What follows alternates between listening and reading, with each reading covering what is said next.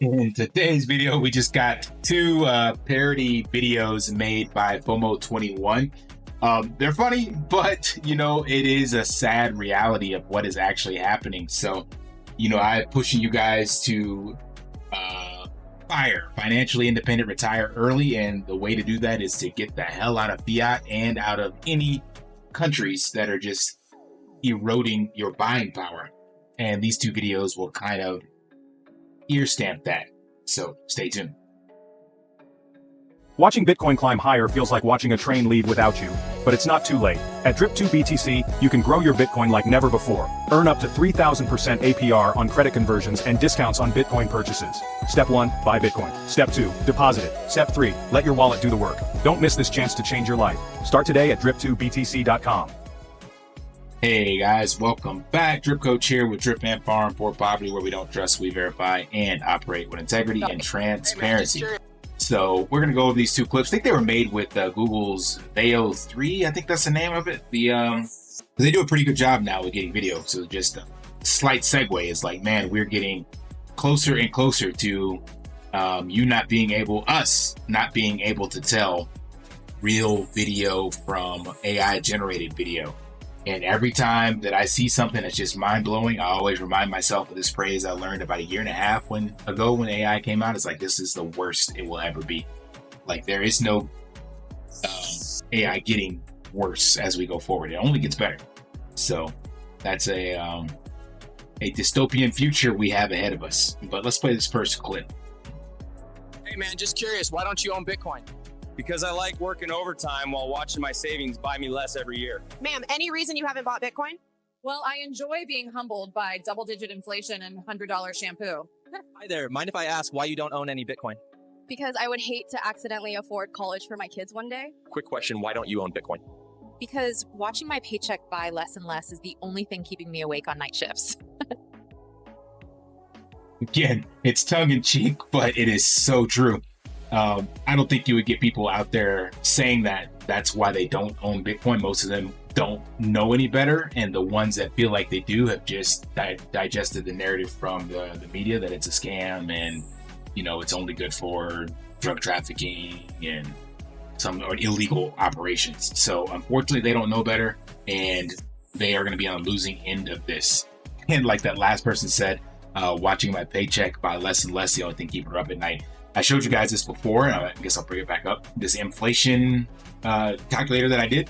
And I actually went ahead and extracted out the last 20 years. Well, I'm going to take that back. AI did. So if it's wrong, blame Grok. But I made these different columns so that maybe I should zoom in. So it's actually easier for you guys to see and read this. Not that you actually need this, but I made different columns for each year, looking at the CPI, then trueflation when it was actually written out on one of the charts. And if not, then I got the trueflation price by taking the average of the inflation change across food, housing, gas, medications, car insurance, cell phone, and Wi-Fi. So the real big aha is that pretty much this shit got out of hand. And when we hit that enormous amount of debt printing, I think it was 40% of all the money in circulation got printed during COVID. So now that is already in play, there is nothing they can do to, as Lynn says, stop this train. Nothing stops this train. So you can see that since then, like we were before bouncing 2%, 1%, there was one high level here at 5. Then the financial crisis, 2008, I think it was 2009. So they had some high numbers, but for the most part, it was in check. And then it just got out of hand here. I don't think this one's actually right. Could be, but I think this was also when they started changing the actual how they measure CPI. So it's like, oh shit, it's getting too much. Let's go ahead and re-evaluate how we do it. But either way, the point you can see is that it's just been insane since pretty much 2021. And we'll see what it is for 2025. But when you average out the last 5 years, you get almost a 5% inflation rate. So when you take that over to this simple calculator that I made you, showed you guys before, zoom in again, you'll see that your buying power is essentially eroded in 15 years, 14 and a half years, you have lost 100%. Like you're down, it's going to cost you twice as much for something. So whatever you bought at $100, like say that was your cell phone bill, it's now going to be a $200 cell phone bill 15 years later. That's just a simple way to look at it. If you're buying a $10 hamburger, it's now a $20 hamburger by the year 2040. That's it. That is the realistic outcome of all of this. When you start looking at inflation and try to put numbers to it, and it could be much worse, and maybe a little better, of course, in some areas. But the average, like I showed you guys, across the last 5 years is 5%, and that's across these key metrics. So all of us need a place to stay, food to eat, and especially in the US, you're pretty much probably using a car and insurance for that car, unless you're riding dirty, and cell phone. So it's just going to get more and more difficult to just keep your head above water. So the solution to me is to get the hell out of the system. So I want to find this other clip that I want to play for you guys. Is it this one? Yes, because this is pretty hilarious as well. Federal Reserve Help Desk. How can I help you? My rent went up 30% this year. What am I supposed to do? Easy. Move into a studio with 3 roommates. Problem solved. Federal Reserve Help Desk. How can I help you today? I can't afford to buy red meat anymore. That's just the free market guiding you toward plant-based patriotism. Federal Reserve Help Desk. What's your financial challenge? I can no longer afford daycare for my 3-year-old daughter. What am I supposed to do? Well, hey, survival of the fittest, right? Just leave her at home and see how she does. Federal Reserve Help Desk. What are we slashing today? Rent's up, insurance is up, utilities are up. What do I cut? Why don't you try cutting out complaining? If this is the system, maybe it's time for a new one. Opt out. Choose Bitcoin.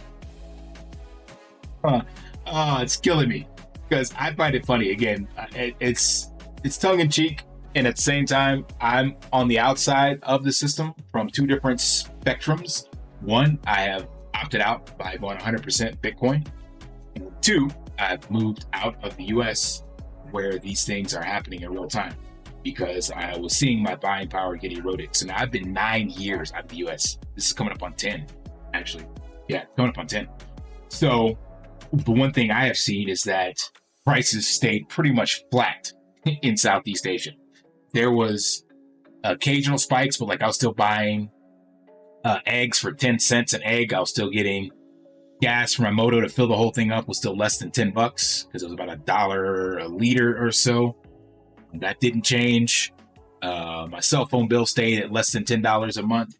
The rent was still between, depending on where I wanted to live, between $400 to $600. So for me, it stayed flat. There was no increases. That was almost a decade.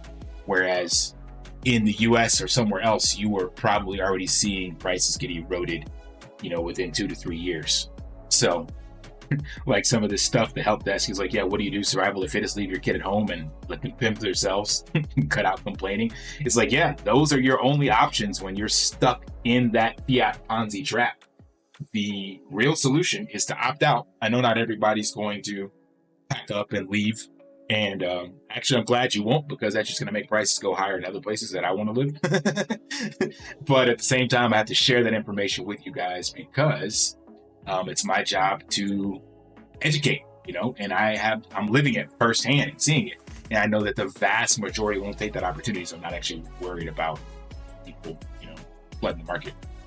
So the options are there. Even if you have a family and kids, you can still do that. I've seen plenty of people in my travels that have taken their kids and packed up and moved overseas.